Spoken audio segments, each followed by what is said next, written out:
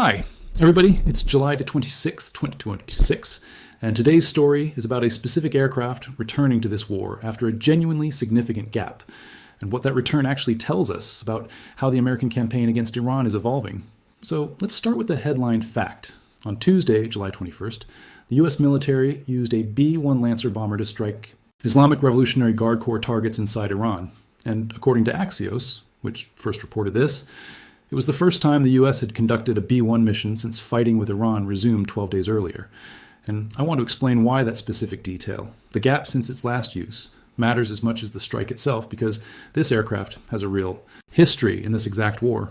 And understanding that history is the key to understanding why its return this week is being treated as such a significant development by people who track this conflict closely.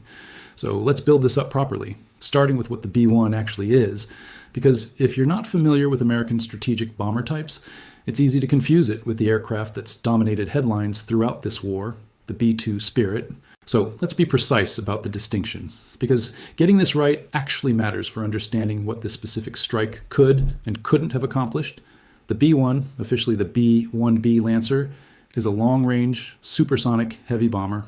And according to reporting from the week, it's described as a highly versatile multi-mission weapon system capable of carrying one of the largest conventional weapons payloads in the entire U.S. arsenal, including dozens of cruise missiles or tens of tons of bombs. And separately, the Jerusalem Post reported that specific payload capacity in more concrete terms, B-1 bombers can carry 24 2,000-pound bombs, or dozens of cruise missiles, and it can fly faster than the speed of sound at low altitudes while carrying the largest bomb load of any bomber type in American service. And here's the critical distinction I want to make sure is completely clear, because I don't want anyone walking away from this thinking something happened that didn't. The B-1 cannot carry the GBU-57 massive ordnance penetrator, the 30,000-pound bunker buster bomb that's been carried exclusively by the B-2 Spirit stealth bomber throughout this entire war.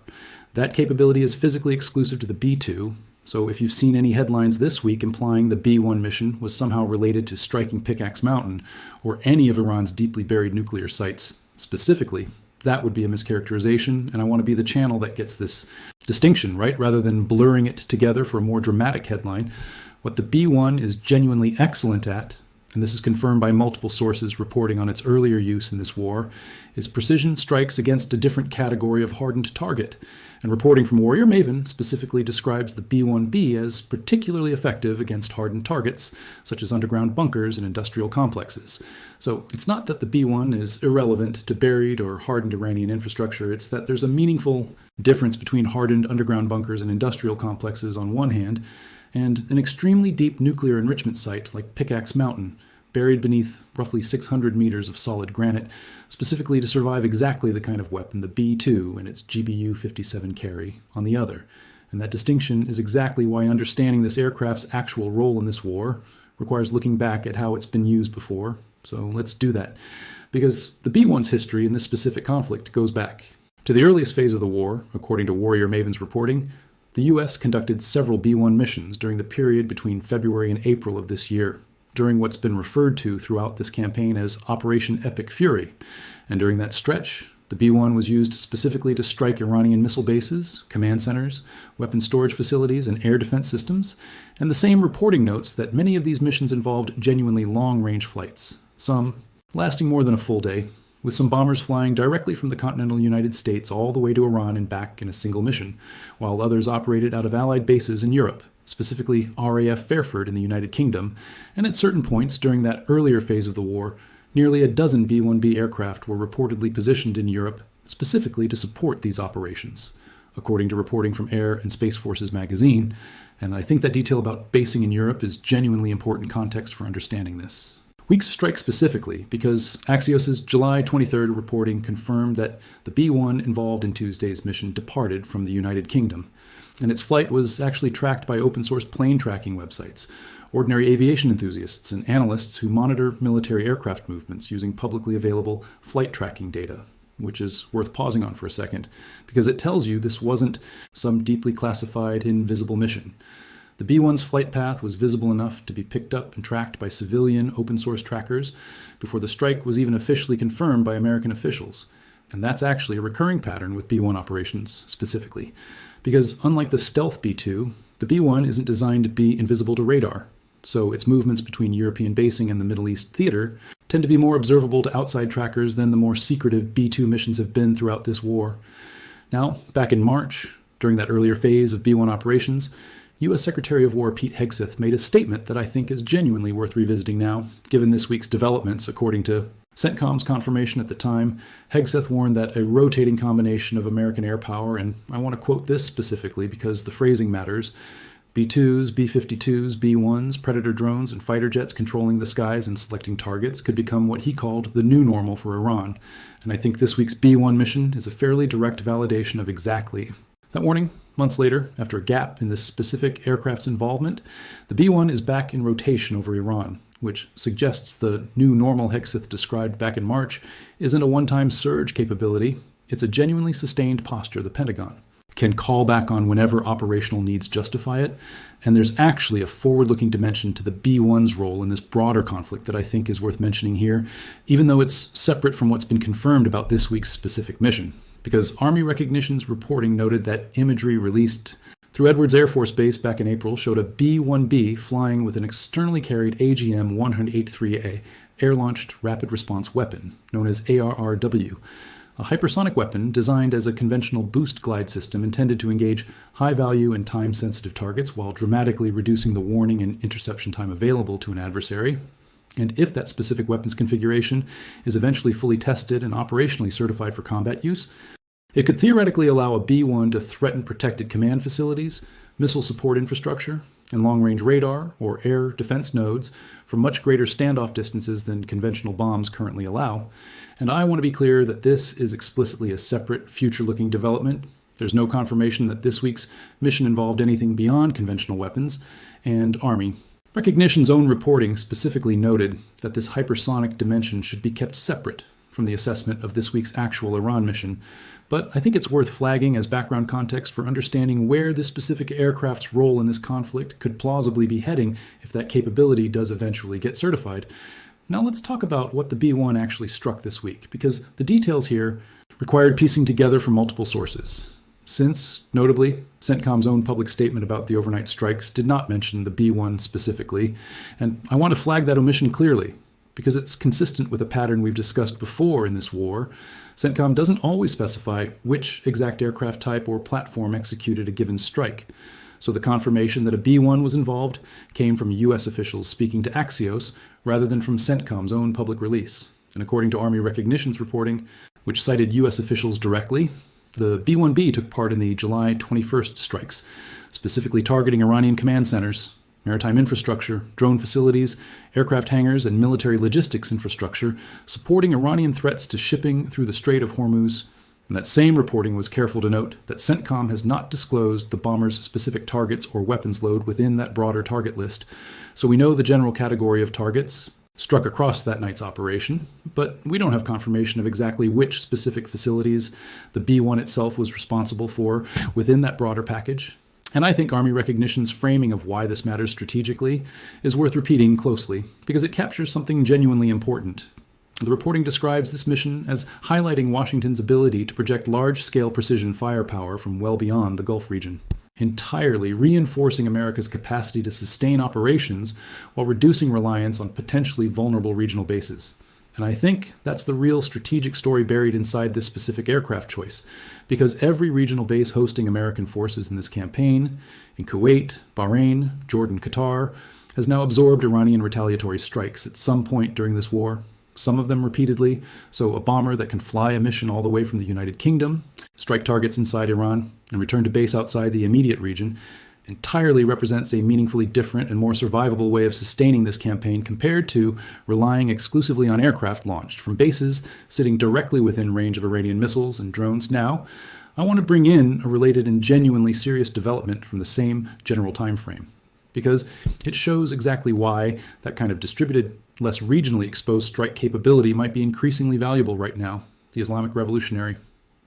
Guard Corps issued a statement claiming it had attacked U.S. military bases in Jordan and specifically claimed to have destroyed a U.S. THAAD missile defense radar, a Patriot air defense system, a CRAM radar, fuel storage tanks, and helicopter maintenance facilities, and I want to be very direct with you about how to weigh this claim exactly the way I've approached similar claims throughout this war. This is an IRGC statement run through Iranian channels, describing its own success, and we've discussed repeatedly over the past several weeks how claims in this specific category, an attacking force describing the damage it inflicted on the other side, deserve real skepticism until there's independent confirmation. And as of this recording, I have not seen that independent confirmation from American officials or from independent imagery analysis.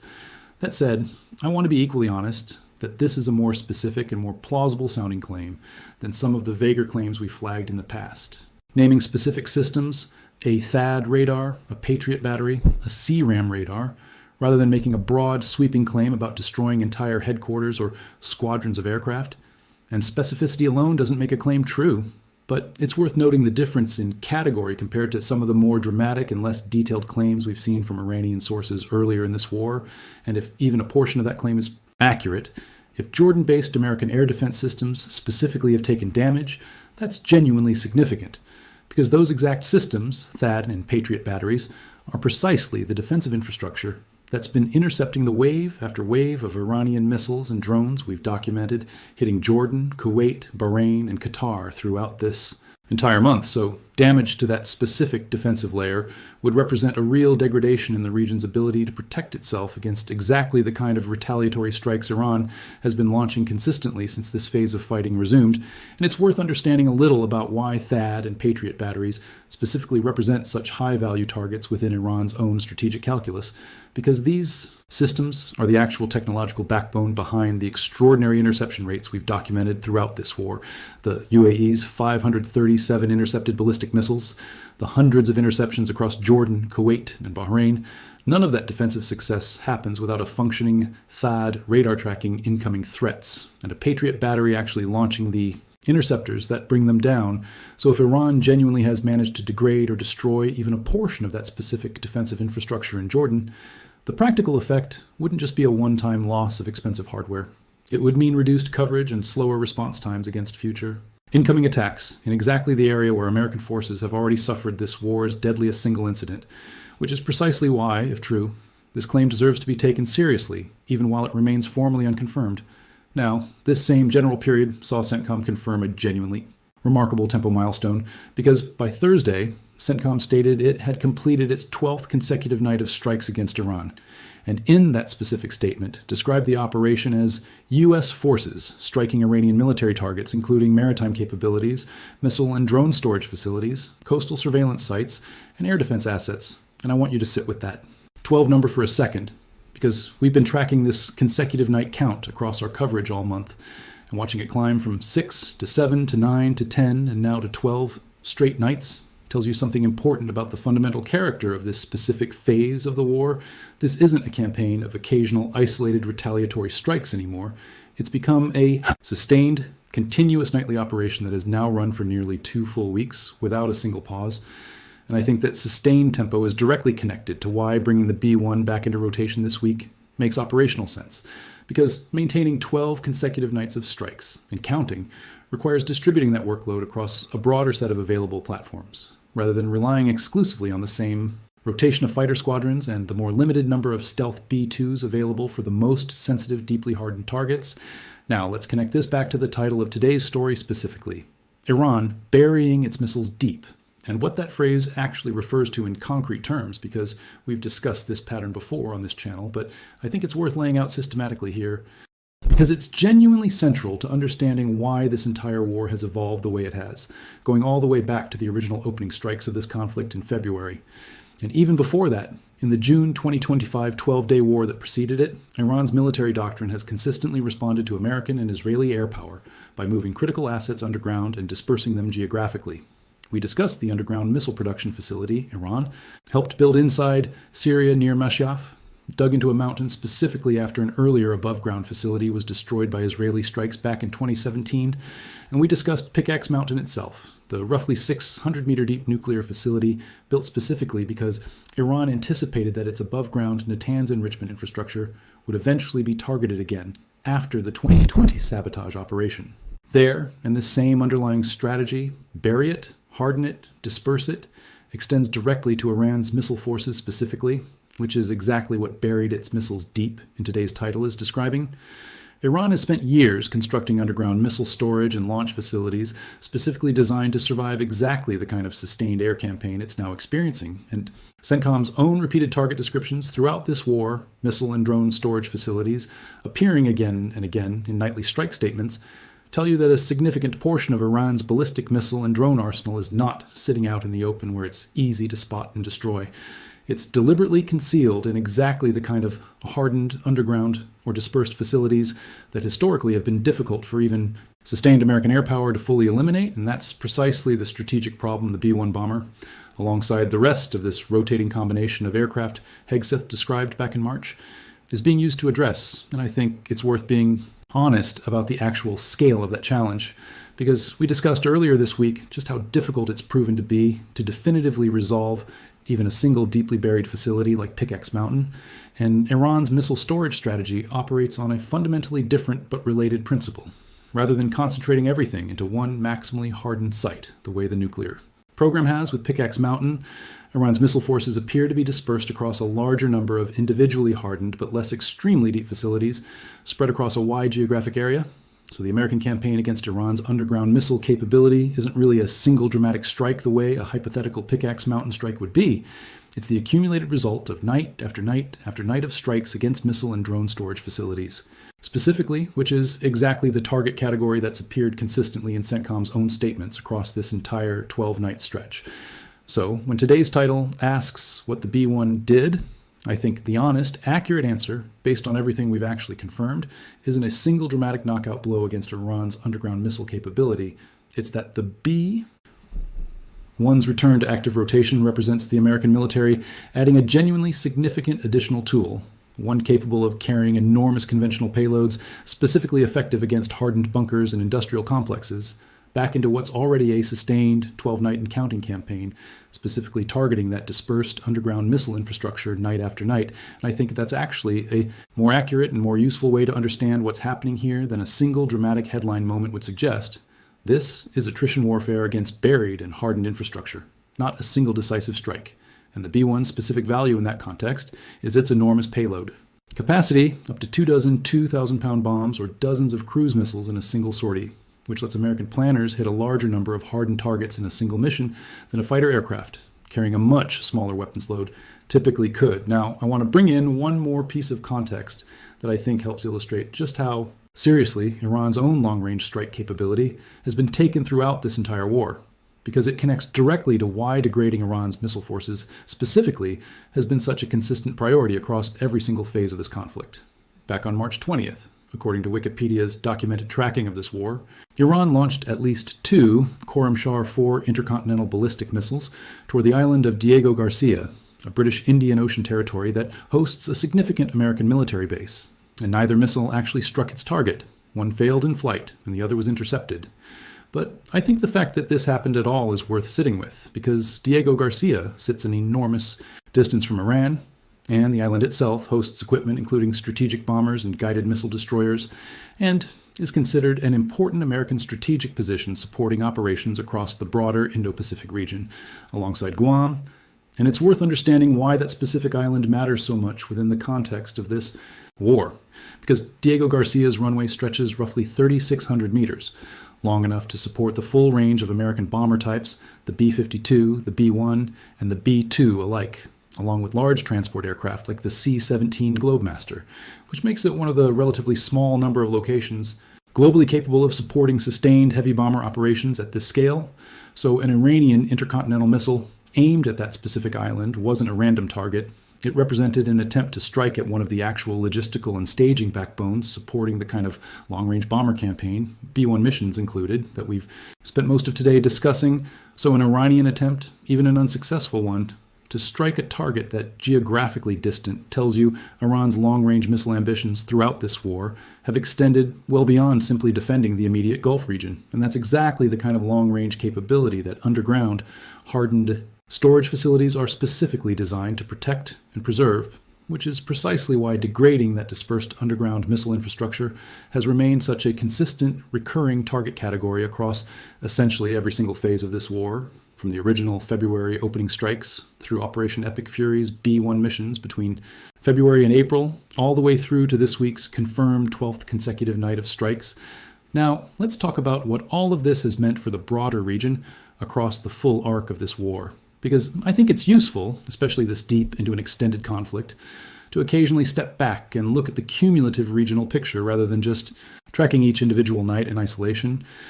In the United Arab Emirates specifically, cumulative figures as of April 9th show the UAE had intercepted and destroyed 537 ballistic missiles, 2,256 drone attacks, and 26 cruise missiles fired from Iran using THAAD and Patriot missile defense systems acquired from the United States. And despite that remarkably high interception rate, those attacks still killed 13 people in the UAE, including 2 military personnel, 1 civilian contractor, and 10 additional civilians, and injured 224 more, ranging from minor to severe cases. And the very first wave of that UAE campaign, launched toward U.S. bases in Abu Dhabi, including Al Dhafra Air Base, saw UAE defenses intercept most incoming projectiles, but debris from intercepted weapons still fell in a residential area near Zayed International Airport, killing 1 civilian, a Pakistani national, and injuring 7 others from shrapnel and blast effects, which connects directly back to something we discussed earlier this month,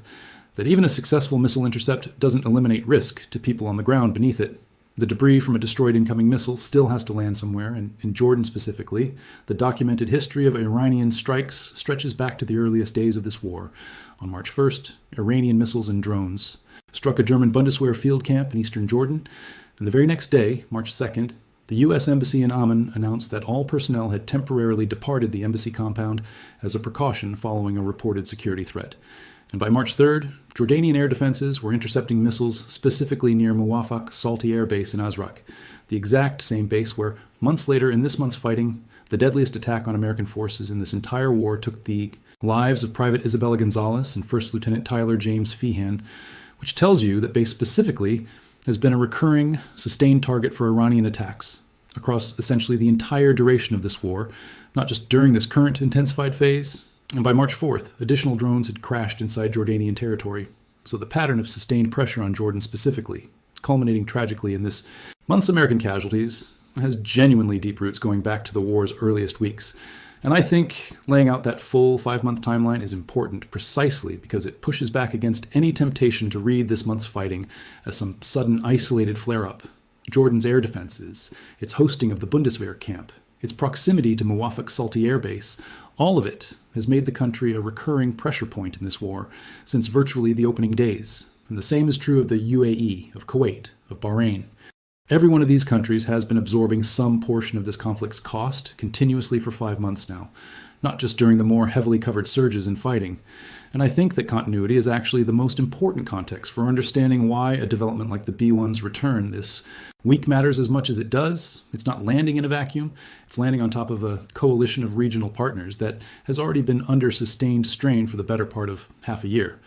Now, pulling all of this together into where things actually stand as we head into today, the B-1 Lancer has returned to active combat rotation in this war after a 12-day gap, striking Islamic Revolutionary Guard Corps targets on July 21st as part of a broader strike package that included command centers, maritime infrastructure, drone facilities, aircraft hangars, and logistics. Supporting the Iranian threat to Hormuz shipping, this specific bomber type has a documented history in this war, stretching back to Operation Epic Fury between February and April, when it was used specifically against missile bases, command centers, weapon storage, and air defense systems, and it's specifically valued for its effectiveness against hardened bunkers and industrial complexes, though it's important to be clear it cannot carry the GBU-57 bunker buster exclusive to the B-2, the IRGC has claimed, though not yet independently confirmed, that it destroyed significant American air defense infrastructure in Jordan in apparent retaliation around the same time frame. CENTCOM has now confirmed a 12th consecutive night of strikes, continuing to target missile and drone storage facilities specifically, which represents the accumulated, sustained American response to Iran's years-long strategy of burying and hardening its missile forces against exactly this kind of campaign. And the broader regional toll across this entire war, hundreds of intercepted missiles and drones, dozens of civilian and military casualties across the UAE, Jordan, and beyond, continues accumulating. Alongside this latest development, so if you're asking what to actually watch for over the coming days, I'd focus on 4 specific things. First, watch whether the B-1's return to rotation this week represents a one-off mission or the beginning of a sustained pattern. because if additional B-1 sorties follow in the coming days, that would confirm the Pentagon has genuinely shifted toward the more distributed, less regionally exposed strike posture that Army recognitions reporting suggested this mission was signaling. Second, watch for any independent confirmation of the IRGC's claims about destroyed THAAD and Patriot systems in Jordan, because if accurate, that represents a genuine and consequential degradation of exactly the defensive infrastructure that's been protecting American forces and regional partners throughout this entire month of sustained fighting. Third, keep tracking the consecutive strike night counter, because at 12 nights and climbing without a single pause, this has become the longest sustained stretch of continuous nightly strikes in this specific phase of the war. And watching whether that streak continues, accelerates, or finally breaks will tell you a great deal about whether either side is approaching some kind of exhaustion point, whether that's Iran's dispersed missile stockpiles being meaningfully depleted, or American operational tempo becoming difficult to sustain indefinitely. And fourth, watch whether this specific strategy, sustained nightly pressure against dispersed, hardened missile infrastructure, rather than a single dramatic strike against one facility, actually produces any measurable change in Iran's demonstrated missile and drone launch capacity in the weeks ahead.